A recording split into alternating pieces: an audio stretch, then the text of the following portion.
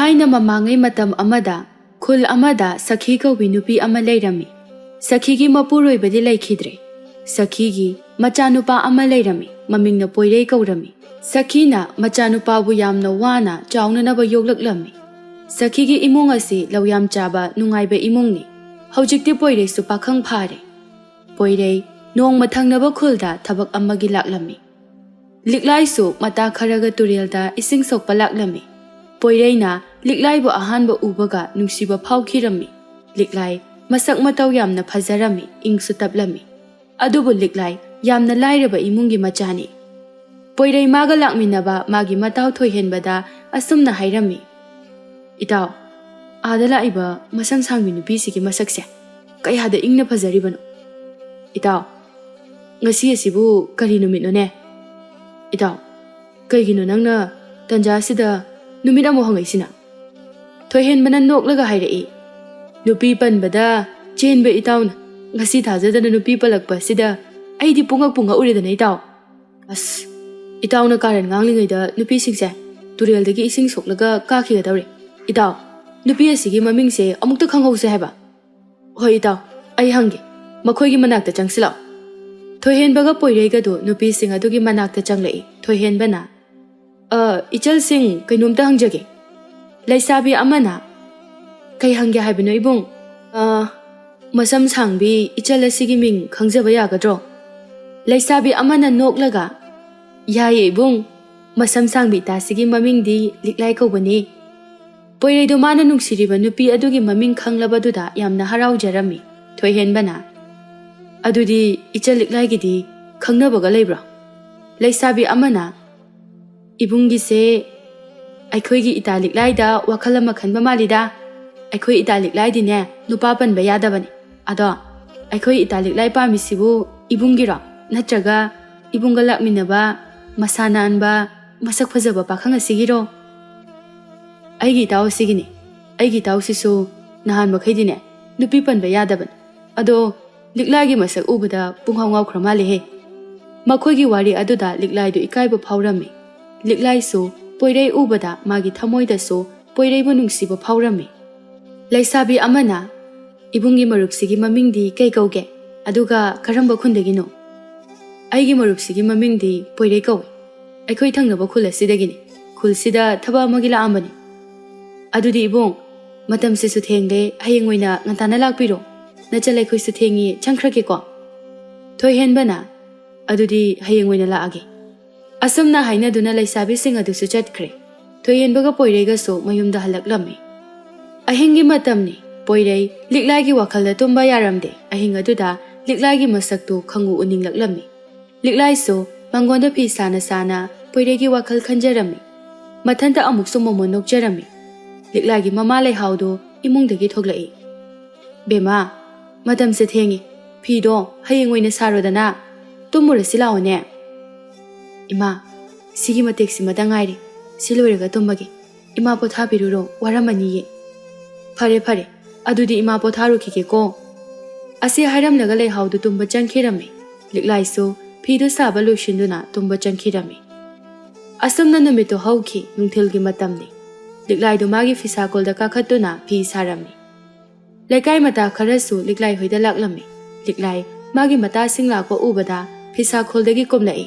Haima ita noilai ro chango. Ita liklai ngarang aikhoina turel de ising sokpa chatpada thengnaba pakhangani do ine tombigi pophamda laktuna lehori ngaktang thosi lao. Hoi ita thosi ai phise amto honglukhige. Ita ngahakta ngairamu ko. Hoi ita kuidi kuirakanu ko. Liklai su imungda mapi hongba changki. Liklai do mapi hongba loiduna mata sing aduga tombigi pophamda laklami. Thoihenbaga poirei ga su liklai thorakpa ngaiduna leirami. Poirei do liklai bu ubada mathamoy do haraujarami. Thoibine liklai da ita liklai yengu ibung poirei na ita nangonda munna chadabu makha yenglise ubraba. Tapna hayo ita mi taraga amu ikai khini. Taroi ita nungsibi. Makhoi punna phamduna singju chaminarami. Poirei di singju chana chana liklai da lona lona yengjarami. Liklai so amu poirei da yenglami. Adumna yengba aduda ani do mi chana basu yaurami. नुमित असिदगी लिक्लाइगा पोइरेगा यामना नुंसिनारम्मी पोइरेसु लिक्लाई होइगी खुलदा तोइना लाक्तुना लिक्लाइगा उनारम्मी ngasisu liklaiga poiraiga achikpa lamhang amada unarami poiraina liklai ngasidi aiga loina duna aigi khunda chakrasi nangbu aigi inakta lengdana thamlage haina khale liklai su poiraina hairaba duda yarami poiraina liklai bu mayumda puduna lai sakhi su sandhyaya changbagi dukkat nanaba lairami macha nupana nupi amaga loina duna changlakpadu ubada sakhina asumna hairai ibungo nangga lakminariba nupi macha adubu kanano poiraina mamada wari pumba lirami sakhi liklai de yengduna thangnaba khuldagini haiba noigi ima ipagi mingna kari kari kauba kari thabak suri liklai do tapna hairai ima aigi magi mamingna leihau kawi aigi babagi mamingna ipopisa kawi babadi naduna hamungdagi hauga kangkhapa ngamdaduna lei imadi kaithelda mana masing yonba chale sakhi su khangle liklai ase lairaba imungi machani haiba sakhi yamna sauninglamme machabu liklai gi manaktagi kauthoktuna mama macha wari sanarami sakhina imagi bungo masigi nupi se ima pamdi numita ajega asida mayumda yamna thuna thintolu chalo kaino imana harisibo numisu tare karamna nupi sibo mayumda thilu doino he nangna thinba ngamoi doiraga ne nupi ase ima thilogi laida chudat nabi asina aigi ima oibadine ai sungpam pamde haribasini imana ne memchagi macha nupi thabaga nanga luhongnaba wa pumba khanaba loikrabani ima ai di liklai na tabaga nagasu luhongba ngam nachana ngasi liklai bu yumasida puraklibase aigi oiragi khanduna puraklibani sakhi macha nupa da liklai bu thindokhinaba hairabasu poireina yaba kauba leiramde sakhi su pai leitraduna liklai bu mama oina lawsilami asumna nongsunga laduna liklagi yumda ahal khara tharami liklagi imungdi lairaba imung oibana nupa mayumda inthoraklami pawhanba chatkiba ahal singa dusu halaktuna sakhida pawpumba tamlami sakhina aidine ngasaina khanglabani inthoraklani haibase aigi icha se onthokna su pangida ko laira chudatna bi nupi ase natrabadi mabu nupi amata leijadrabra haibani ne tanja aduda lekai gi miwangangba pamjabi nupi khara sulaklami nupi amana sakhi nangi na chanu pa do nupi jile haisibu chumabo hoi chume chume iche luhongbadi karam kanda taraba ho aikhoi thokpa tawro haidana inthora edana haima kaino haisibo asengbaro ho iche asengbani aina dine ichanu pa ama khaktani chauna luhongge haina khanjabani masigi laira chudana besi laurubadagi ichagi luhongba yengbo phangloi dawre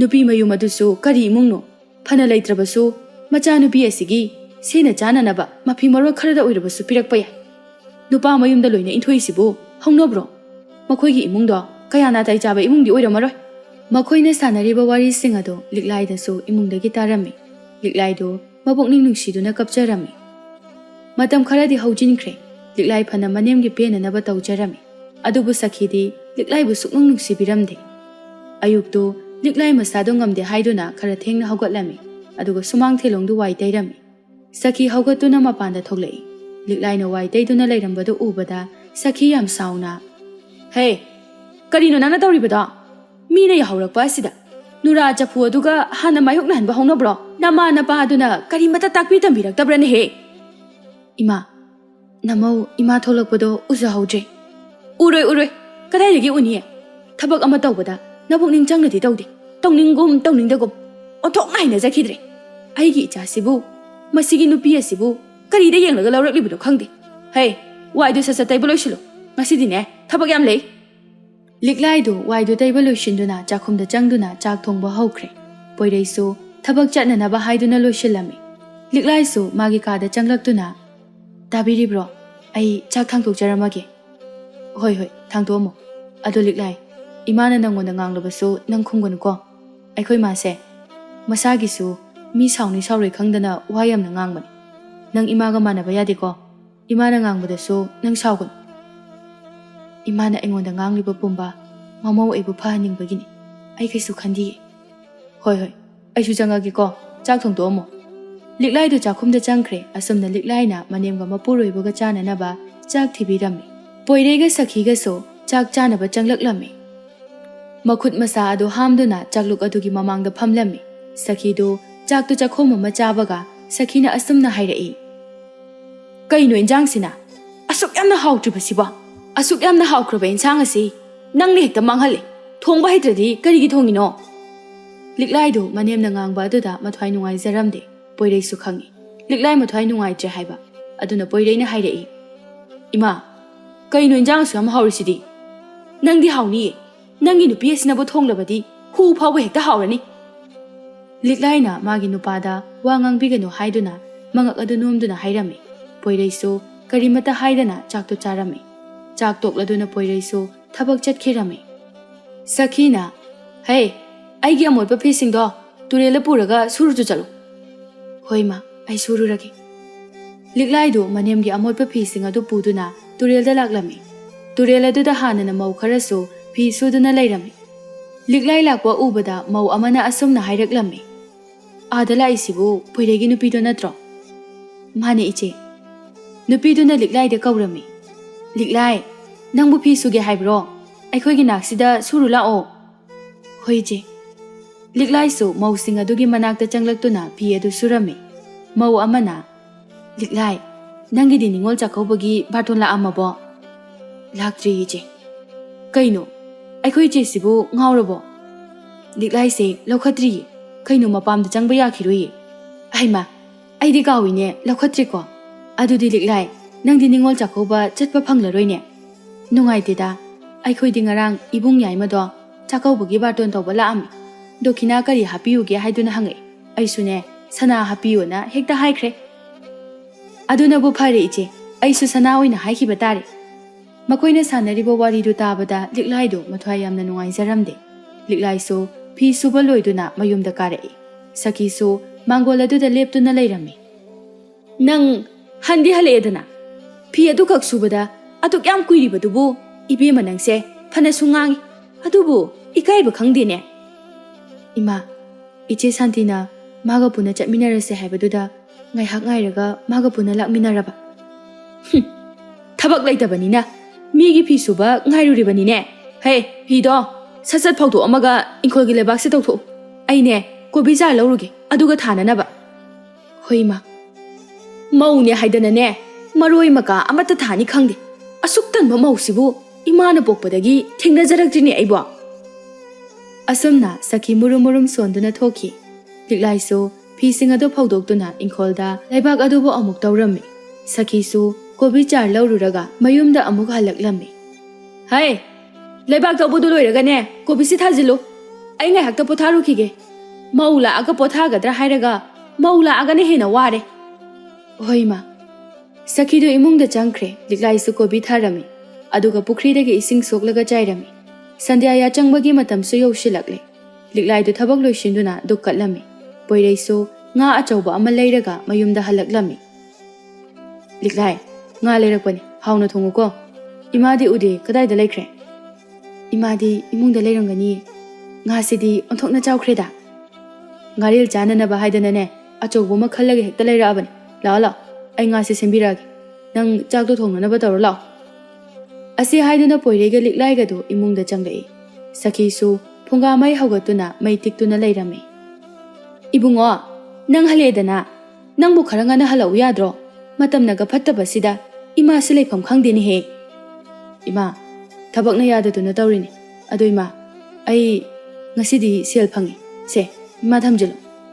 ꯁꯈꯤꯁꯨ ꯃꯆꯥꯅ ꯄꯤꯔꯛꯂꯤꯕ ꯁꯦꯜ ꯑꯗꯨ ꯂꯧꯔꯝꯃꯤ꯫ ꯄꯣꯏꯔꯩꯅ ꯋꯥ ꯃꯈꯥ ꯑꯃꯨꯛ ꯇꯥꯔꯛꯏ꯫ "ꯏꯃꯥ, ꯃꯇꯝ ꯈꯔꯗꯤ ꯁꯍꯔꯗ ꯆꯠꯇꯕ ꯌꯥꯔꯣꯏꯗꯧꯔꯤ."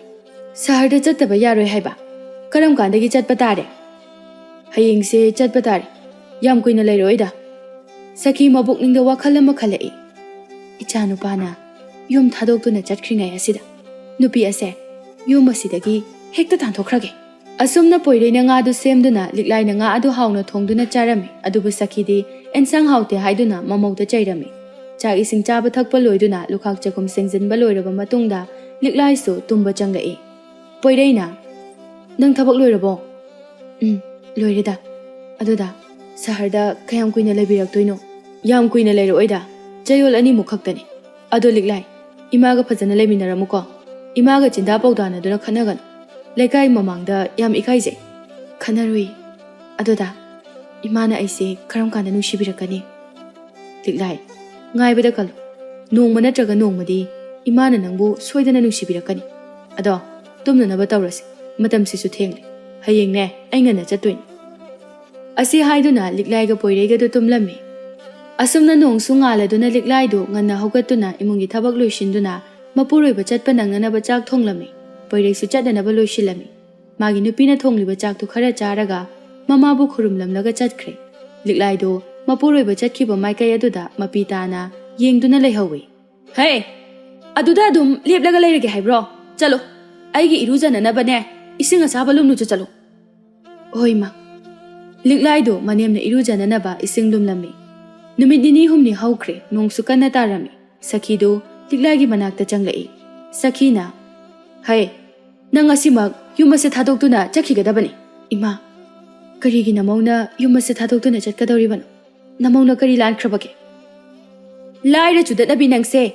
Aigi imawai ba pamdeni he. Aduna hojumag yumase thadokduna chatko. Natrabadine nangak samado paiduna yummasidagi laktuna ingadawribani. Nangne yamthuna ne aine indringada chakro. Ima. Namobu yumase thadokduna chatlo hairabasu chachaki. Malakpu phawbadadi ayumasida leijakige. Hey, ichanu pana ne mana yumasida halaktrigaida nangbu tanthokro haina hairamlibani. Haujikti ichanu panasu galaiminabado pamdre hai. Aduna ne aingoda tanthokro haina hairamlibani. Liklai do manemgi wado tabada yamna ngaklammi. Ima, kaino haibiribaduba? Imana hairibado asengbara. Hoi bema, asengbani asengba. Nangna mahai tawduna phabiruraba ichado haujikti wakhalai. Aduna ne nang yumasidagi chatpikro. Ichagi ne ikhut chaba imaw ama thijahorage. Phare ima. Dadana aibu yumasida lehenningrabadi. Ai ngasima yumasid thadokduna chacharage. Ho chatkro haisini chatkro. Liklai do yumadu thadokduna nong marak aduda laklami. Asum lakpana pat yawraklami. Nong kanna tabana pat adusu mi amata leiramde. Liklai wakhalda asumna khalami. Hojik ai kadayda chatkani. Ipamda handuna leirabasu khulle kaina ibu nuknabigani. Adugi shumathak. Ima baba anibusu aigi maramgi mina tina ngangnabigani. Ipuroibanasu aibu magi yumaduda lehaningdri. Hojik ai kaidawgani. Asuk tonba mapog asibu hingduna leirubagi karibu kanarugani. Pat asida chongthaduna aigi thawai ase tharaki. Asi khanduna liklai do pat aduda chongtharami. Liklai do irak narami. Pat aduda huranba makhoi taret amasu hi tongduna laklami. Huranba amana paklaba ipak aduda liklai gi hakchang tawduna leiribadu urami. Oza, adagi sibu mi natro. Makhoi taruk adusu huranba aduna hairiba aduda yenglami. Huranba makog aduna mani ne asidi nupi ni. Aikoi nupi asigi thawaise kandaba yade. Noi iroiba heiba kanano makumduna nupi asibu kallo. Huranba ama pat aduda chongthaduna nupi adubu kallami. Liklai gyan manglami. Huranba taret aduna liklaibu makhoigi laifam surung aduda puduna hidak semlaga taibirami. Liklai so gyan taraklami. Liklai mana leiramliba mafam adu ubada inganglaklami. Aina leiriba mafam asibu kadaidan. Aidi sizarage haiduna pat aduda chongthakibani. Aduga mafam asida mataw karamna leiramliba. Huranba makok aduna nupi macha aikhoina pat aduda lakpada nangbu thengnabadagi mafam asida purakpani. Karigino hai nangna nathanta sijanaba hotnaribadi. Liklaina huranba makok aduda magi punsi wari sing adu loina lirami. Huranba makok adusu liklai wari sing do tabada nungaitaba phawrami. Aise nangga hek pokminaba nabungmukni khal. Aisu nangbu aigi hek pokminaba ichalmakni haina khalagi. Ai huranba oirabasu migi lanthum munba phatraba mi singi mayumda khakta changduna huranba. Afaba migi mayumdadi ai changde makhoigi maral ai hurande. Nangna yum aduda chatninglabadi nabungna ichalbu yum aduda thinge. Ibong nachal yum aduda amuk hana chatningdri. Ibungna yabiradi nachal mafam asida leijaraki. Huranba makok aduna su yarami. Huranba makok aduna liklaibu khuchu khulaigi mahai kaya ama tambirami. Matam khara leibadagi huranba makok adudagi henna liklaina hairami. ꯍꯨꯔꯥꯟꯕ ꯃꯀꯣꯛ ꯑꯗꯨꯒ ꯊꯥꯡ ꯌꯥꯅꯕꯗ ꯂꯤꯛꯂꯥꯏꯅ ꯉꯝꯂꯝꯃꯤ꯫ ꯄꯣꯏꯔꯩꯁꯨ ꯃꯌꯨꯝꯗ ꯍꯜꯂꯛꯂꯝꯃꯤ꯫ ꯄꯣꯏꯔꯩ ꯁꯨꯃꯥꯡꯗ ꯂꯦꯞꯂꯗꯨꯅ ꯃꯃꯥꯒ ꯃꯥꯒꯤ ꯅꯨꯄꯤꯒꯕꯨ ꯀꯧꯔꯝꯃꯤ꯫ ꯁꯈꯤꯁꯨ ꯏꯃꯨꯡꯗꯒꯤ ꯊꯣꯛꯂꯛꯏ꯫ ꯁꯈꯤꯅ, "ꯏꯕꯨꯡꯉꯣ, ꯅꯪ ꯍꯜꯂꯛꯑꯦꯗꯅ, ꯏꯃꯥ ꯃꯩ ꯂꯧꯊꯣꯛꯂꯨꯈꯤꯒꯦ, ꯉꯥꯏꯍꯥꯛ ꯂꯩꯔꯝꯃꯨꯀꯣ." ꯑꯁꯤ ꯍꯥꯏꯗꯨꯅ ꯁꯈꯤꯗꯨ ꯏꯃꯨꯡꯗꯒꯤ ꯃꯩ ꯂꯧꯊꯣꯛꯇꯨꯅ ꯃꯆꯥꯕꯨ ꯃꯩ ꯑꯣꯛꯊꯣꯛꯄꯤꯔꯝꯃꯤ꯫ ꯄꯣꯏꯔꯩꯅ, "ꯏꯃꯥ, ꯂꯤꯛꯂꯥꯏꯗꯤ ꯎꯗꯦ, ꯀꯥꯏ ꯆꯠꯈꯤꯒꯦ ꯃꯥꯕꯣ?" "ꯏꯃꯥ ꯀꯔꯤ ꯍꯥꯏꯒꯗꯕꯅꯣ ꯈꯪꯗ꯭ꯔꯦ ꯏꯕꯨꯡꯉꯣ." "ꯀꯩꯗꯧꯔꯒꯦ ꯏꯃꯥ? ꯅꯆꯥꯗ ꯍꯥꯏꯕꯤꯌꯨ." ꯁꯈꯤꯅ, "ꯏꯃꯧ ꯅꯨꯄꯤꯗꯣ ꯅꯨꯄꯥ ꯑꯃꯒ ꯂꯣꯏꯅꯗꯨꯅ ꯆꯦꯟꯈ꯭ꯔꯦ꯫ ꯑꯩꯁꯨ ꯆꯤꯡꯅꯕꯗꯤ ꯀꯨꯏꯔꯕꯅꯤ. ꯅꯪꯗꯤ ꯊꯕꯛ ꯊꯦꯡꯅ ꯊꯦꯡꯅ ꯍꯜꯂꯛꯄꯅꯤꯅ ꯈꯪꯂꯝꯂꯣꯏ. ꯃꯥꯁꯦ ꯅꯨꯄꯥ ꯑꯃꯒ ꯃꯔꯤ ꯂꯩꯅꯕ ꯃꯥꯜꯂꯦ. ꯅꯨꯄꯥꯗꯣ ꯇꯣꯏꯅ ꯇꯣꯏꯅ ꯌꯨꯝ ꯑꯁꯤꯗ ꯂꯥꯛꯏ. ꯑꯩꯅ ꯍꯪꯂꯨꯕꯗꯁꯨ ꯃꯈꯣꯏ ꯃꯄꯥꯝꯒꯤ ꯃꯤꯅꯤ ꯍꯦꯛꯇ ꯍꯥꯏ. ꯅꯪꯉꯣꯟꯗ ꯍꯥꯏꯔꯕꯗꯤ ꯊꯥꯖꯔꯔꯣꯏ ꯍꯥꯏꯗꯨꯅꯅꯦ ꯏꯃꯥꯅ ꯍꯥꯏꯗꯕꯅꯤ. ꯑꯗꯨꯒꯅꯦ, ꯅꯪꯅ ꯌꯨꯝ ꯊꯥꯗꯣꯛꯇꯨꯅ ꯆꯠꯈꯤꯕ ꯅꯨꯃꯤꯠ 8ꯅꯤ ꯁꯨꯕ ꯑꯗꯨꯒꯤ ꯅꯨꯃꯤꯗꯥꯡꯗ ꯅꯨꯄꯥ ꯑꯗꯨꯒ ꯂꯣꯟꯅ ꯆꯦꯟꯈ꯭ꯔꯦ." ꯄꯣꯏꯔꯩꯗꯣ ꯃꯃꯥꯅ ꯍꯥꯏꯔꯤꯕꯁꯤꯡ ꯑꯗꯨ ꯊꯥꯖꯔꯝꯗꯦ꯫ "ꯅꯠꯇꯦ ꯏꯃꯥ, ꯂꯤꯛꯂꯥꯏꯅ ꯀꯩꯗꯧꯅꯨꯡꯗ ꯑꯗꯨꯝꯅ ꯇꯧꯔꯣꯏ. ꯂꯤꯛꯂꯥꯏꯒꯤ ꯄꯨꯛꯆꯦꯜ ꯅꯆꯥꯅ ꯆꯞ ꯆꯥꯅ ꯈꯪꯖꯩ." "ꯏꯃꯥꯒꯤ ꯏꯕꯨꯡꯉꯣ, ꯏꯃꯥꯅ ꯍꯥꯏꯔꯤꯕꯁꯦ ꯑꯆꯨꯝꯕ, ꯑꯁꯦꯡꯕ ꯉꯥꯛꯇꯅꯤꯅꯦꯍꯦ. ꯀꯔꯤꯒꯤ ꯏꯃꯥꯅ ꯏꯆꯥꯗ ꯑꯣꯏꯗꯕ ꯉꯥꯡꯗꯣꯏꯅꯣ? ꯑꯩꯅ ꯈꯔ ꯉꯥꯡꯖ ꯁꯛꯆꯔꯕꯁꯨ ꯏꯃꯧꯗꯣ ꯑꯩꯁꯨ ꯅꯨꯡꯁꯤꯔꯤꯕꯅꯤ. ꯍꯧꯖꯤꯛꯇꯤ ꯃꯥꯁꯨ ꯃꯥꯒꯤ ꯑꯄꯥꯝꯕ ꯂꯝꯕꯤꯗ ꯆꯠꯈ꯭ꯔꯦꯗꯅ. ꯑꯗꯨꯅ ꯅꯪꯁꯨ ꯅꯨꯄꯤ ꯑꯃ ꯂꯨꯍꯣꯡꯅꯕ ꯇꯧꯁꯤ. ꯏꯃꯥꯅꯅꯦ, ꯏꯃꯧ ꯑꯣꯏꯕ ꯄꯥꯝꯖꯕ ꯅꯨꯄꯤ ꯑꯃ ꯂꯩ. ꯅꯪꯅ ꯌꯥꯔꯗꯤ ꯍꯌꯦꯡꯃꯛ ꯆꯠꯇꯨꯅ ꯂꯨꯍꯣꯡꯕꯒꯤ ꯋꯥ ꯂꯣꯏꯁꯤꯟꯅꯔꯨꯔꯒꯦ." ꯄꯣꯏꯔꯩꯗꯣ ꯀꯔꯤꯃꯇ ꯈꯨꯝꯂꯝꯗꯅ ꯏꯃꯨꯡꯗ ꯆꯪꯈꯤ꯫ ꯃꯇꯝ ꯈꯔꯒꯤ ꯃꯇꯨꯡꯗ ꯄꯣꯏꯔꯩꯍꯣꯏꯒꯤ ꯈꯨꯜꯗ ꯐꯠꯇ꯭ꯔꯕ ꯍꯨꯔꯥꯟꯕ ꯈꯔ ꯅꯨꯃꯤꯗꯥꯡꯗ ꯂꯥꯛꯇꯨꯅ ꯃꯤꯒꯤ ꯁꯅꯥ ꯂꯨꯄꯥꯁꯤꯡ ꯍꯨꯔꯥꯜꯂꯝꯃꯤ꯫ ꯄꯤꯌꯨ ꯌꯥꯗꯕꯁꯤꯡꯗꯨꯅ ꯌꯥꯝꯅ ꯊꯤꯅ ꯊꯤꯅ ꯍꯥꯠꯂꯝꯃꯤ꯫ ꯃꯁꯤꯒꯤ ꯄꯥꯎꯁꯤ ꯍꯨꯔꯥꯟꯕ ꯃꯀꯣꯛ ꯑꯗꯨꯅ ꯇꯥꯔꯝꯃꯤ꯫ ꯍꯨꯔꯥꯟꯕ ꯃꯀꯣꯛꯅ ꯂꯤꯛꯂꯥꯏꯗ ꯑꯁꯨꯝꯅ ꯍꯥꯏꯔꯝꯃꯤ, "ꯏꯆꯜ, ꯅꯪ ꯁꯨꯔꯨꯡ ꯑꯁꯤꯗ ꯂꯦꯡꯗꯅ ꯂꯩꯔꯝꯃꯨ. ꯏꯕꯨꯡ ꯈꯨꯜ ꯑꯁꯤꯗ ꯐꯠꯇ꯭ꯔꯕ ꯍꯨꯔꯥꯟꯕ ꯈꯔꯅ ꯃꯤꯒꯤ ꯁꯅꯥ ꯂꯨꯄꯥ ꯃꯨꯟꯗꯨꯅ ꯂꯧꯏ ꯍꯥꯏꯔꯤꯕꯁꯦ, ꯃꯈꯣꯏ ꯑꯗꯨ ꯊꯤꯗꯨꯅ ꯋꯥꯔꯛꯂꯨꯒꯦ." "ꯏꯕꯨꯡ, ꯃꯗꯨꯒꯤ ꯊꯕꯛꯇꯣ ꯅꯆꯜ ꯑꯩꯉꯣꯟꯗ ꯁꯤꯟꯅꯕꯤꯌꯨ. ꯊꯕꯛ ꯑꯗꯣ ꯅꯆꯜꯅ ꯄꯥꯡꯊꯣꯛꯆꯒꯦ." "ꯐꯔꯦ, ꯊꯕꯛ ꯑꯁꯤ ꯅꯪꯅ ꯄꯥꯡꯊꯣꯛꯀꯦ ꯍꯥꯏꯔꯕꯅꯤꯅ ꯅꯪ ꯆꯠꯂꯨꯔꯣ." ꯍꯨꯔꯥꯟꯕ ꯃꯀꯣꯛ ꯑꯗꯨꯒꯤ ꯋꯥꯗꯨ ꯇꯥꯕꯗ ꯂꯤꯛꯂꯥꯏꯗꯨ ꯃꯃꯥꯏ ꯐꯤ ꯑꯃꯅ ꯌꯦꯠꯁꯤꯟꯗꯨꯅ ꯊꯥꯡ ꯌꯦꯞꯇꯨꯅ ꯅꯨꯃꯤꯗꯥꯡꯒꯤ ꯃꯇꯝ ꯑꯗꯨꯗ ꯈꯨꯜ ꯑꯗꯨꯗ ꯂꯥꯛꯂꯝꯃꯤ꯫ ꯃꯥꯅ ꯁꯨꯝ ꯂꯥꯛꯄꯗ ꯑꯊꯦꯡꯕ ꯑꯍꯤꯡ ꯑꯗꯨꯗ ꯄꯣꯏꯔꯩꯍꯣꯏꯒꯤ ꯌꯨꯝꯒꯤ ꯊꯣꯡꯗꯨ ꯊꯨꯒꯥꯏꯗꯨꯅ ꯃꯈꯣꯏ 10ꯃꯨꯛ ꯆꯪꯈꯤꯕꯗꯨ ꯎꯔꯝꯃꯤ꯫ ꯁꯈꯤꯗꯤ ꯍꯨꯔꯥꯟꯕ ꯃꯔꯤꯗꯨ ꯎꯕꯗ ꯀꯤꯕꯅ ꯃꯁꯥꯗꯨ ꯅꯤꯛꯂꯝꯃꯤ꯫ ꯃꯈꯣꯏ ꯈꯔꯅ ꯆꯪꯗꯨꯅ ꯌꯨꯝ ꯑꯗꯨꯗ ꯁꯅꯥ ꯂꯨꯄꯥ ꯊꯤꯔꯤ, ꯑꯗꯨꯕꯨ ꯐꯪꯂꯝꯗꯦ꯫ ꯍꯨꯔꯥꯟꯕ ꯆꯪꯕꯒꯤ ꯄꯥꯎꯁꯤ ꯁꯈꯤꯅ ꯍꯥꯟꯅ ꯇꯥꯕꯗꯒꯤ ꯁꯅꯥ ꯂꯨꯄꯥꯁꯤꯡ ꯑꯗꯨ ꯍꯨꯔꯥꯟꯕꯁꯤꯡ ꯑꯗꯨꯅ ꯈꯪꯂꯣꯏꯗꯕ ꯃꯐꯝ ꯑꯃꯗ ꯂꯣꯠꯇꯨꯅ ꯍꯥꯟꯅ ꯊꯝꯈ꯭ꯔꯕꯅꯤ꯫ ꯍꯨꯔꯥꯟꯕ ꯑꯃꯅ, "ꯍꯩ ꯍꯅꯨꯕꯤ, ꯅꯈꯣꯏꯒꯤ ꯑꯔꯩꯕ ꯁꯅꯥ ꯂꯨꯄꯥꯁꯤꯡꯗꯣ ꯄꯨꯊꯣꯔꯛꯎ." "ꯏꯕꯨꯡꯉꯣ, ꯑꯩꯈꯣꯏꯒꯤꯗꯤ ꯁꯅꯥ ꯂꯨꯄꯥ ꯑꯃꯠꯇ ꯂꯩꯖꯗꯦ." "ꯍꯣꯏ, ꯑꯩꯈꯣꯏ ꯂꯣꯏꯅ ꯈꯪꯉꯤꯅꯦ ꯍꯅꯨꯕꯤ, ꯂꯣꯏꯅꯃꯛ ꯈꯪꯂꯒ ꯂꯥꯛꯂꯕꯅꯤ. ꯅꯈꯣꯏꯒꯤ ꯁꯅꯥ ꯂꯨꯄꯥ ꯌꯥꯝꯅ ꯂꯩ ꯍꯥꯏꯕꯁꯦ. ꯅꯪꯒꯤ ꯅꯆꯥꯅꯨꯄꯥ ꯑꯁꯤꯁꯨ ꯁꯦꯜ ꯌꯥꯝꯅ ꯊꯣꯛꯑꯦ ꯍꯥꯏ. ꯑꯩꯈꯣꯏ ꯂꯣꯏꯅ ꯈꯪꯂꯕꯅꯤ. ꯅꯪ ꯁꯅꯥ ꯂꯨꯄꯥ ꯄꯨꯊꯣꯔꯛꯇ꯭ꯔꯕꯗꯤ ꯅꯪꯒꯤ ꯅꯆꯥꯅꯨꯄꯥꯁꯦ ꯑꯩꯈꯣꯏꯅ ꯃꯉꯛ ꯀꯛꯇꯨꯅ ꯍꯥꯠꯀꯅꯤ." ꯁꯈꯤ ꯍꯨꯔꯥꯟꯕꯁꯤꯡ ꯑꯗꯨꯗ ꯑꯁꯨꯝꯅ ꯍꯥꯏꯔꯝꯃꯤ, "ꯏꯕꯨꯡꯉꯣ, ꯑꯗꯨꯝꯅꯗꯤ ꯇꯧꯕꯤꯒꯅꯨ. ꯑꯔꯩꯕ ꯁꯅꯥ ꯂꯨꯄꯥ ꯄꯨꯝꯕ ꯂꯣꯏꯅ ꯄꯨꯊꯣꯛꯆꯔꯛꯑꯒꯦ." ꯑꯗꯨꯝꯅ ꯉꯥꯡꯅꯔꯤꯉꯩꯗ ꯂꯤꯛꯂꯥꯏꯗꯨ ꯃꯃꯥꯏ ꯈꯨꯝꯗꯨꯅ ꯂꯦꯞꯇꯨꯅ ꯂꯩꯔꯝꯃꯤ꯫ ꯂꯤꯛꯂꯥꯏꯅ ꯍꯨꯔꯥꯟꯕꯁꯤꯡ ꯑꯗꯨꯗ ꯌꯦꯡꯗꯨꯅ, "ꯐꯠꯇꯕ ꯍꯨꯔꯥꯟꯕ, ꯉꯁꯤꯗꯤ ꯑꯩꯅ ꯅꯣꯏꯕꯨ ꯂꯥꯟꯕꯤꯕ ꯂꯥꯛꯂꯕꯅꯤ. ꯍꯧꯖꯤꯛꯇꯤ ꯅꯈꯣꯏ ꯀꯗꯥꯏꯗ ꯆꯦꯟꯒꯗꯧꯔꯤ?" ꯍꯨꯔꯥꯟꯕ 10 ꯑꯗꯨ ꯅꯨꯄꯤ ꯑꯗꯨꯗ ꯌꯦꯡꯗꯨꯅ ꯑꯁꯨꯝꯅ ꯍꯥꯏꯔꯛꯏ, "ꯅꯨꯄꯤ ꯃꯥꯅ ꯑꯩꯈꯣꯏꯗ ꯁꯤꯡꯅꯕꯒꯁꯨ ꯁꯥꯔꯗꯅ. ꯍꯩ, ꯃꯁꯤꯒꯤ ꯅꯨꯄꯤ ꯑꯁꯦ ꯃꯉꯛ ꯑꯁꯦ ꯀꯛꯎ."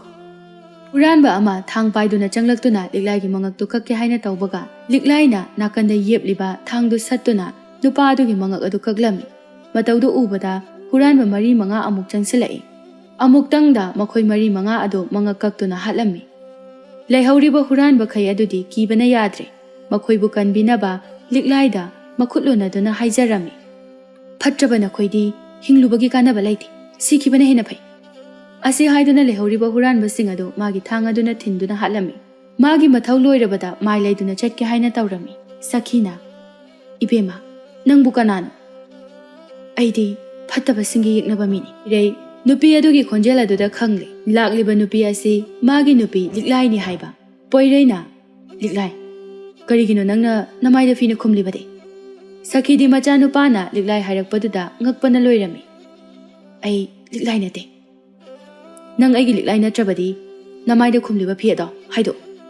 ꯂꯤꯛꯂꯥꯏꯗꯨ ꯄꯣꯏꯔꯩꯅ ꯍꯥꯏꯔꯤꯕꯗꯨ ꯇꯥꯁꯤꯟꯅꯗꯅ ꯆꯠꯀꯦ ꯍꯥꯏꯅ ꯇꯧꯔꯝꯃꯤ꯫ ꯁꯈꯤꯁꯨ ꯍꯧꯖꯤꯛꯇ ꯅꯤꯡꯉꯝꯗꯕ ꯐꯥꯎꯔꯛꯂꯝꯃꯤ꯫ ꯏꯅꯦꯝꯒꯤ ꯏꯕꯦꯝꯃ ꯂꯤꯛꯂꯥꯏ, ꯏꯅꯦꯝ ꯅꯪꯒꯤ ꯅꯐꯝꯗ ꯌꯥꯝꯅ ꯂꯥꯟꯈ꯭ꯔꯦ꯫ ꯏꯅꯦꯝꯅ ꯅꯪꯉꯣꯟꯗ ꯑꯣꯏꯗ ꯄꯥꯗꯕ ꯀꯌꯥ ꯍꯥꯏꯖꯤꯟꯗꯨꯅ ꯅꯪꯕꯨ ꯌꯨꯝ ꯑꯁꯤꯗꯒꯤ ꯆꯠꯍꯟꯈꯤꯕꯅꯤ꯫ ꯅꯪ ꯏꯅꯦꯝꯕꯨ ꯑꯃꯨꯛꯇ ꯉꯥꯛꯄꯤꯌꯨ꯫ ꯏꯅꯦꯝ ꯅꯪꯒꯤ ꯈꯣꯡ ꯄꯥꯏꯗꯨꯅ ꯍꯥꯏꯖꯔꯤ꯫ ꯃꯅꯦꯝꯒꯤ ꯋꯥꯗꯨ ꯇꯥꯕꯗ ꯂꯤꯛꯂꯥꯏꯗꯨ ꯃꯃꯤꯠꯇꯒꯤ ꯃꯄꯤ ꯇꯥꯔꯛꯏ꯫ ꯂꯤꯛꯂꯥꯏꯅ, ꯏꯃꯥ, ꯅꯃꯧꯕꯨ ꯄꯥꯞ ꯂꯪꯁꯤꯟꯍꯟꯕꯤꯒꯅꯨ꯫ ꯅꯃꯧꯅ ꯏꯃꯥꯗ ꯁꯥꯎꯅꯤꯡꯕ ꯋꯥꯔꯧꯕ ꯑꯃꯠꯇ ꯂꯩꯖꯗꯦ꯫ ꯏꯅꯦꯝꯒꯤ ꯏꯕꯦꯝꯃ, ꯉꯁꯤꯗꯒꯤꯗꯤ ꯌꯨꯝ ꯑꯁꯦ ꯊꯥꯗꯣꯛꯇꯨꯅ ꯑꯃꯨꯛ ꯍꯟꯅ ꯆꯠꯈ꯭ꯔꯒꯅꯨ꯫ ꯏꯆꯥꯒꯤ ꯈ꯭ꯋꯥꯏꯗꯒꯤ ꯃꯇꯤꯛ ꯆꯥꯕꯤ ꯏꯃꯧꯗꯤ ꯅꯪꯅ ꯑꯣꯏꯔꯝꯂꯦ꯫ ꯃꯅꯦꯝꯒꯤ ꯋꯥ ꯑꯗꯨꯗ ꯂꯤꯛꯂꯥꯏꯁꯨ ꯌꯥꯔꯝꯃꯤ꯫ ꯑꯁꯨꯝꯅ ꯂꯤꯛꯂꯥꯏꯁꯨ ꯌꯨꯝ ꯑꯗꯨꯗ ꯂꯩꯔꯝꯃꯤ꯫ ꯃꯇꯝ ꯈꯔꯒꯤ ꯃꯇꯨꯡꯗ ꯂꯤꯛꯂꯥꯏ ꯑꯃꯗꯤ ꯄꯣꯏꯔꯩꯒꯤ ꯃꯆꯥꯅꯨꯄꯥ ꯑꯃ ꯐꯪꯖꯔꯝꯃꯤ꯫ ꯁꯈꯤꯗꯤ ꯃꯁꯨ ꯅꯨꯄꯥ ꯑꯃ ꯐꯪꯖꯕ ꯑꯗꯨꯗ ꯌꯥꯝꯅ ꯍꯔꯥꯎꯖꯔꯝꯃꯤ꯫ ꯃꯈꯣꯏꯒꯤ ꯏꯃꯨꯡꯗꯨ ꯌꯥꯝꯅ ꯅꯨꯡꯁꯤꯅꯅ ꯏꯪꯅ ꯆꯤꯛꯅ ꯅꯨꯡꯉꯥꯏꯅ ꯄꯥꯟꯈꯤ꯫